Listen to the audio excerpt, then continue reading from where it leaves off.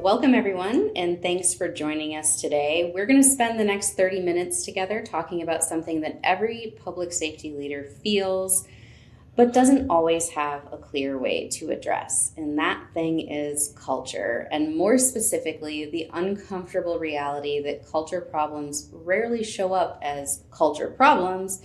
They show up as inconsistency, missed follow-ups, training that gets completed but doesn't actually translate into real life, policies that exist but aren't enforced. And in some cases, leaders don't see these patterns clearly until something goes wrong. So that's the conversation that we're going to have today, because technology doesn't fix culture, but it certainly can help reveal it. It exposes where expectations aren't aligned, where processes are breaking down, and where visibility is limited. And once that's visible, leadership gets harder, but also more precise. So to guide us through this conversation, I am absolutely thrilled to have with us today JT Monishagan. JT, do you want to take a minute and introduce yourself?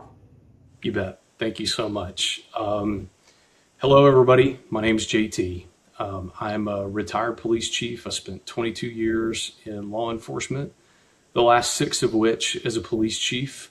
I've done a lot of other things as well, military to teaching in higher education as a criminal justice professor. Been married 20 years and have 5 kids. So through this discussion today about culture, I'm going to try to draw on a lot of those different experiences. But it is an honor to be with you, and it's my true hope that in this conversation today, you're able to find something to take away that would be a benefit to you and your organization. So let's jump right in. I think when we have these discussions, it's best to begin with what is culture. We need to make sure that we are all talking about the exact same thing here. And rather than trying to apply a textbook definition, I thought that we would go with more of an emotional type definition. And that would be asking the question, what do your employees say about your organization when asked by family and friends? So social setting, family dinner, Christmas, whatever, somebody comes up and asks one of your employees, hey, how are things going at work? What do they say? It's what they feel in that moment, what they're compelled to share, that I believe is the truest reflection of your organization's culture. And while as leaders, we can't be present in that moment, we can't make changes right then and there, but we do have time and space leading up to that statement to make a ton of changes and have a lot of positive influence on how that person feels. I think Richard Branson said it best was, all we have to do is take care of our employees and they will take care of our customers. Well, in our case, in public safety, they will take care of the community. So as leaders, our number one job is making sure that our employees are cared for, that they're supported, that the environment that they work in is conducive for the kind of work that we're doing. And we get to control that. We get to set that stage. And it's so vitally important that when they're talking about their experience being with our organization, that it's a positive one. So with these employees, how and what are we doing to craft that culture around them? And the truth is, as wonderful as technology is, it has little to do with culture. It can give us a lot of insights and feedback about the health of our culture, but there is no substitute for these interpersonal, in-person, authentic relationships that really begin to form the foundation of our cultures that we can then build upon. And then along the way, we can leverage some technology to help us see around corners and see off into the future. But we can't rely solely on technology to get us there and help us maintain that culture. So one of my favorite authors is Simon Sinek, and he has a formula for culture that I think is very appropriate for this discussion. He says that values plus behavior equal culture. And the point that I would like to drive home with our public safety, our government sector employees is that values and behavior go far beyond our mission statement, our values, whatever it is that we've got up on the wall that is touchy and feely and gives our employees a warm sense when they're walking down the hall. That's great. And those are good things to have. But those words on the wall, the words on the page do not create, cultivate, protect a culture. They're just words. And I think Simon Sinek does a great job here of drawing that connection. The values are great. We can articulate those on paper, but without the behaviors that support them, we run the risk of having a culture that's not where it needs to be. So, when we're thinking about how we're going to set the stage and craft a culture, maybe even step in and repair a culture, it starts with us. It starts with being physically present, looking people in the eye, and having authentic, genuine relationships. Some would say it's important to have policies and procedures that guide some of those behaviors. And I don't disagree with that at all. But the one thing I would say is you can't lead with paper. It is important that where we're going, what we're doing, how we're going to go about it, be articulated. And we'll talk a little bit more about that. It's important for people to be able to see that, read that, and know for themselves where we're going. But you can't rely solely on that. It is up to us, the leaders, to bring the words on those pages to life. We model those behaviors. We are a walking, talking example of those policies. So having the policies is great, and that is a good first step. But it's up to us to bring them to life and make sure that we're living those out as an example for our employees. So you can't lead what you can't see. And there is a wonderful quote from General George Patton that comes to mind. And I used to have this saved as my voicemail on my desk phone. When people would call, if I wasn't there, this was the message that they would hear. And I think it's so applicable to this conversation. And it says, "No good decision was ever made in a swivel chair." And I love that because as a leader, it reminded me that as a chief, as an executive within my organization, I couldn't make the best decisions sitting behind my desk. And General Patton was a 4-star general, and he, of course, sat in a swivel chair. So it's not an attack on the position or maybe even the place. But the point he was trying to make is you can't make good decisions as a leader without perspective, without getting out from behind your desk and getting up out of your chair and going and seeing what your people see, feeling what your people feel. And here we are having a discussion about culture. I didn't feel like we could have that discussion without that reminder that you can talk about culture all you want. You can, review the policies and have, whatever on paper that you want. But it's not until we get up out of our chairs and go out into the community, walk among our employees, sit and visit and listen and understand what our stakeholders are looking for us to accomplish, we're never going to be able to execute and bring our policies, our culture into alignment. I think especially as a chief and anybody who's serving in a leadership capacity in government knows that you have a lot of bosses. And so when we're talking about culture, it's not just about within our department. If you're a department head, it really is about the whole organization. But my reminder here is that as the person who crafts and cultivates the culture, you have to listen to a lot of input from a lot of areas. And I wanted to point that out as a reminder. Of course, we exist to serve the people, to serve the community. So we take a lot of input from them.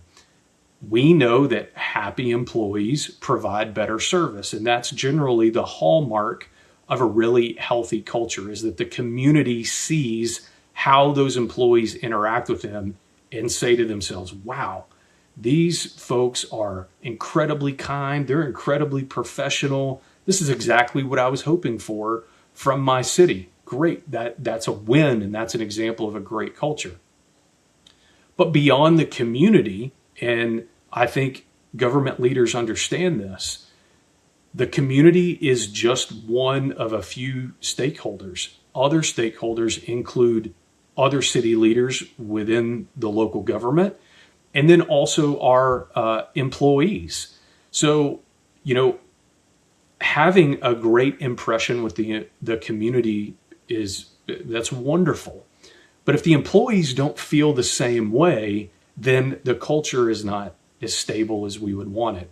And the same goes for our city leadership. These are our city managers, assistant city managers, county administrators, elected officials. We really need all three of these groups to feel the positivity that we're trying to create with our cultures. And if one thing is off, it begins to be unstable. I like to think of it as a three-legged stool. You can probably go without like one of these things, but any more than that, and you're going to fall over. You're going to stumble. Something's not going to be right. So just making sure that the culture that you are reflecting to the community is in alignment with what our elected officials and city leaders see, and also what our employees feel is going to be key. Okay, so when we look at where the breakdowns occur, I love this quote from Jocko Willink that says, discipline equals freedom. Three very simple words with a very powerful message. What he's saying here is much like physical discipline equals physical freedom. We know that if we don't take care of our bodies, if we're not disciplined with ourselves, then we will lose freedom down the line. Maybe that's mobility. Maybe that's life quality, whatever. But we know that the discipline that we apply to ourselves now creates freedom down the line. If we're disciplined with our finances now, it creates freedom down the line. The same is true with our culture. You don't just show up one day and put out a new policy or bring everybody together and have a really inspiring meeting and everything's okay. This requires intentional, everyday leadership, involvement, intentionality. That in turn creates leadership, cultural freedom down the line. I also like to think of this sometimes as a capital account. So that discipline, that daily investment that you and all the other leaders on your team are making towards the deposits you're putting towards your culture, start to fill up this capital account. And a little bit every day compounds, it eventually fills up, and the culture's good. When that account is full, everybody's feeling the positive culture. But then inevitably something's going to happen. No matter what that is, you want there to be something in your account for you to make a withdrawal from. If you do that, if the account doesn't go negative, you still maintain the culture. It's not going to break. Where leaders really get in trouble is when they abandon the daily discipline, the required deposits that have to be made towards culture. When those investments stop and withdrawals happen over and over, eventually there's nothing left. And when we are trying to make cultural withdrawals from an account that's already overdrawn, that's when we lose our organization. That's when things start to break down. That's when employees start to talk negatively about their work experience. That's when the community starts to recognize degradation in service. And that's when we as leaders are obligated to step in. Now, maybe you're at an organization and you're new to the role. So you're trying to fix a culture. Or maybe you're a part of an organization that's seen a dip. You've seen that account get low, and now you want to step in and start rebuilding it. There are a lot of ways to do that. Technology can, again, help us see around corners, see over the horizon, but those are things that are going to aid us and help us make decisions so that we can begin to repair and look at our culture. Now, I just want to reiterate here that you can't manage your culture with policy documents. Policies are great. They're a wonderful foundation, but our leadership requires more than just the words that are on those pages. If you're in one of those boats where you're trying to take a culture forward, whether it's broken or you just want to help push it to the next level, training is a really great place to start. The training environment, and that could be an in-service, a citywide meeting, intentional department level meetings, whatever it happens to be, that is a great time to reset the clock. You bring everybody in and you acknowledge where you're at. Okay, guys, gals, we understand that X, Y, and Z is a problem. And this is what we're going to do to begin to address those things. And I would encourage you with this. Brene Brown is a wonderful organizational expert. And she has this phrase that I love, and that is, clear is kind. So you can't hold anything back. When you step into those situations and you're going to have a conversation about culture, you owe it to yourself, you owe it to the people in the room to be very straightforward and clear about what it is you're facing. We're not going to linger there. We're not going to, wallow in whatever negativity may be going on. But we do have to identify what it is that we are trying to fix. So we call it out. It is what it is. We're kind and clear about it. And then once we've got our finger on it, now we can begin to move forward. I would recommend, whether you're new or whether you're trying to rebuild, sit down and think through what the desired culture that you want looks like and put that into a document. In the military, we use this. It's called the commander's intent. And generally that is the commanding officer or the combatant commander, whoever it is, whoever is in charge will take the time to outline their priorities and how they want the organization to go about accomplishing those priorities. We did that in our organization. We had that document. We provided it to everybody that was new. So when employees came in, they got a folder. It had letters from everyone in their chain of command. And in those letters, I told them, these are my expectations, that you introduce yourself, you tell that person who you are and what you expect from them in the role that they're being hired for, but also what that person can expect from you. And I think that goes a long way into creating this model for your culture. And I've seen it in other cases where leaders write letters. When I came into my organization, I was an outsider when I stepped in as the chief. And I knew that I only had a limited amount of time to earn the trust and respect of the people within the organization. And so I hand wrote them notes and said or did exactly what I just described.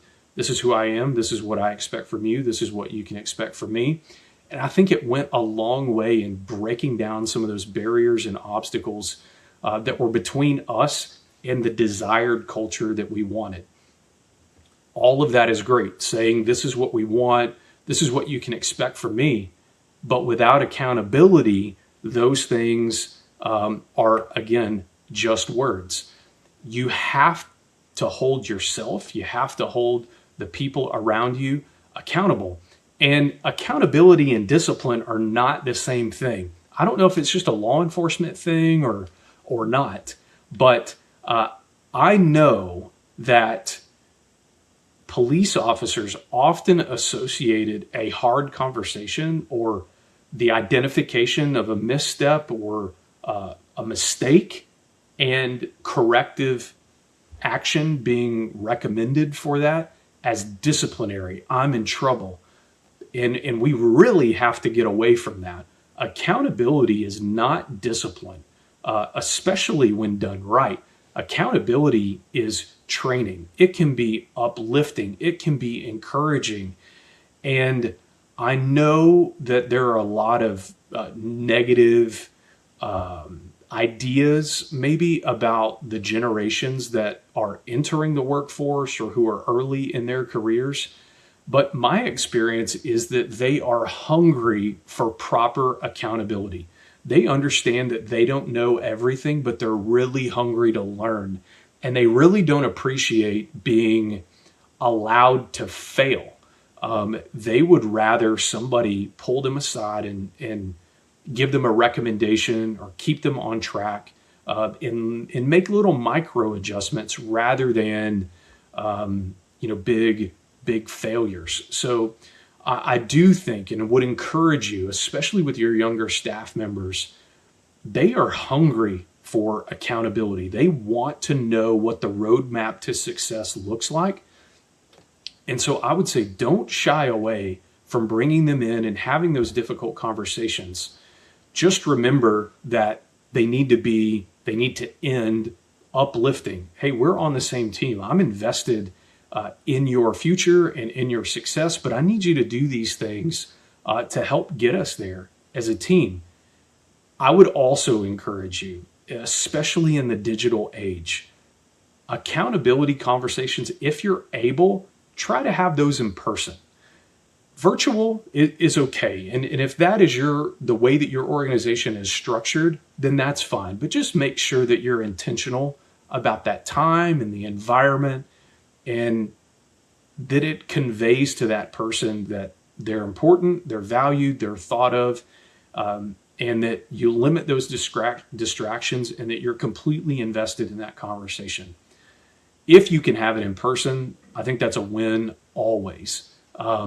Your tone of voice, your mannerisms, all of those things communicate things to your employees, where if you're able to do it, I think it goes a long way in showing that you're genuine and authentic and that you care about their success.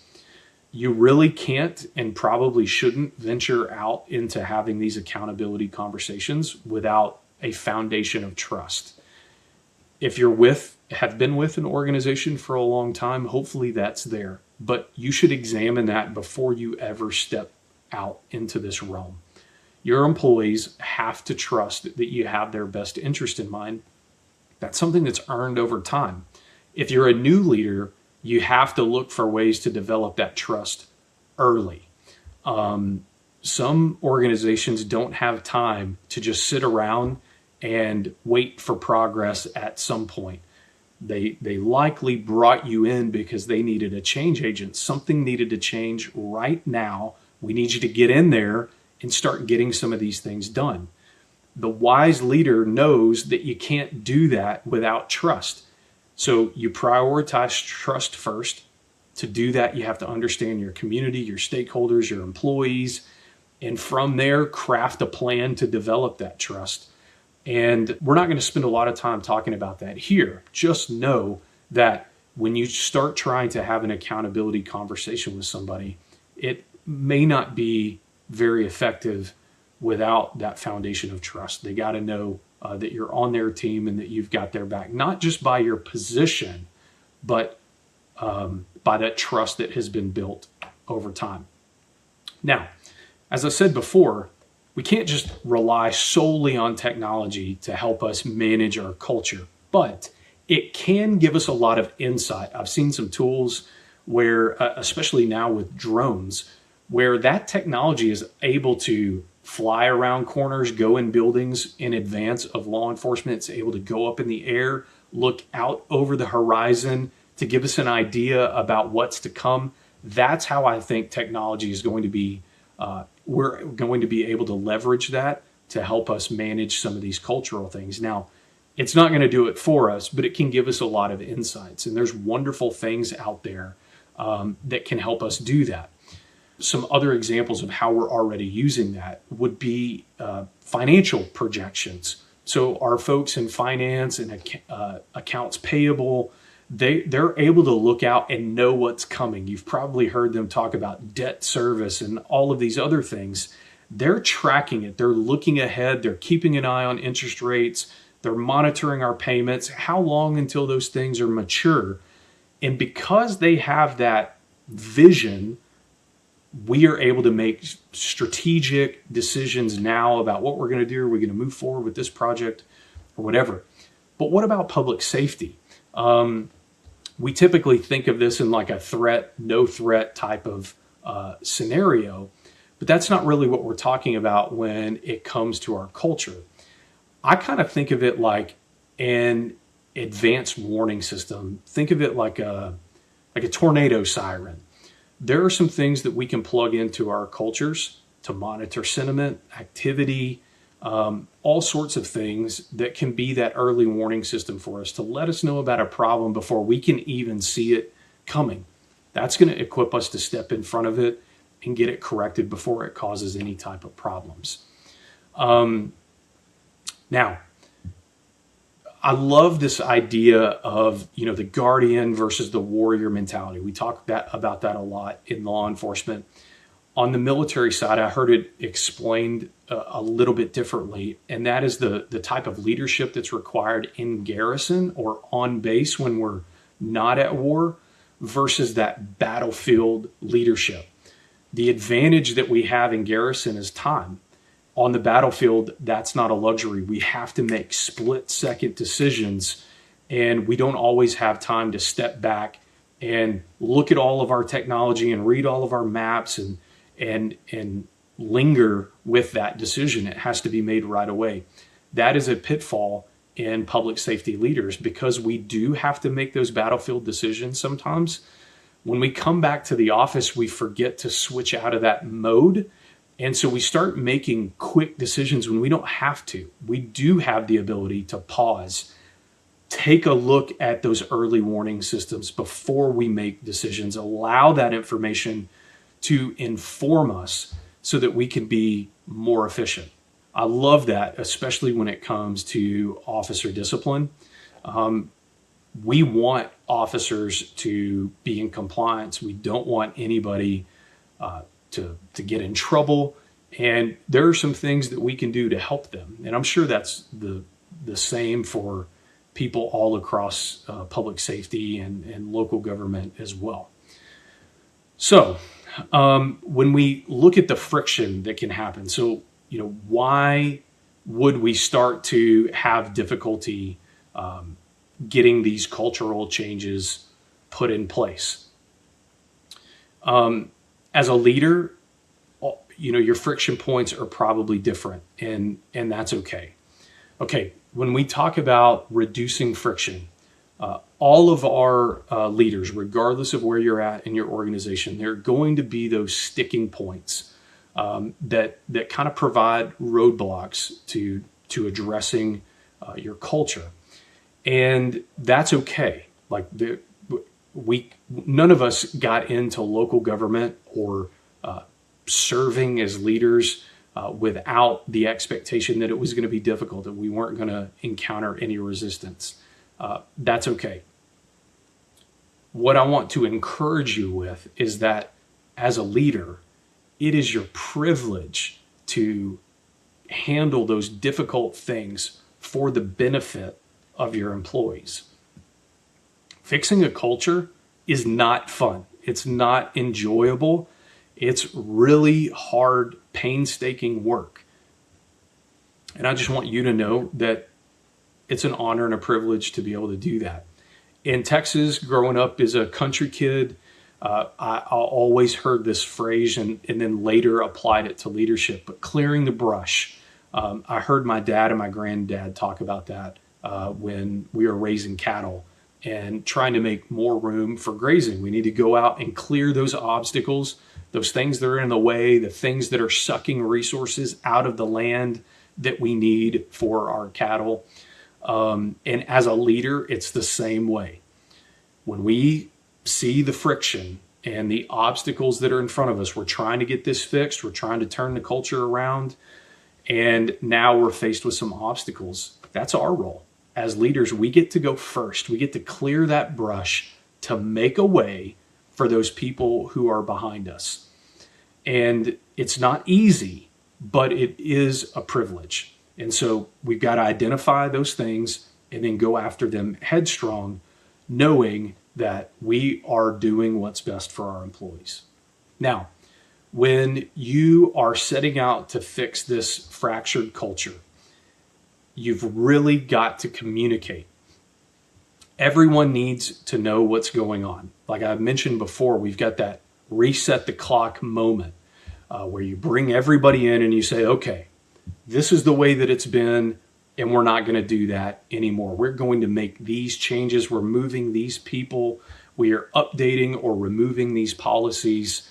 And as long as you're communicating openly and clearly and often, the team then knows where we're going, where you, the leader, are taking them, and then that increases the odds that they're going to fall in behind you and follow you where you're trying to take them. Now, culture begins with the leader. I think of it like the game Follow the Leader. We know where we're going, and we have to make a way. It has to be clear to the team so that they can follow us.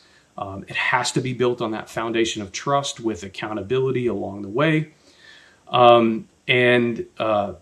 It's okay to make pivots and deviate, but we have to stay out in front of our employees. Remember, no good decision is made in a swivel chair. You got to get out from behind that desk and be visible with your team. All right, and that is the end of our presentation. Thank you so much for taking time out of your day to be with us. Again, I hope that at least some piece or part of this was valuable to you. I'm going to kick it over to Kristen now for some follow-up information on how you can get this presentation and next steps for you or us to follow up with one another. Awesome. Thank you so much, JT. Really, really good information. For everybody who was able to hang out with us for the last 30 minutes, you will be receiving a copy of these slides via email, and you can use the same link that you used to access this presentation to access the recording as well.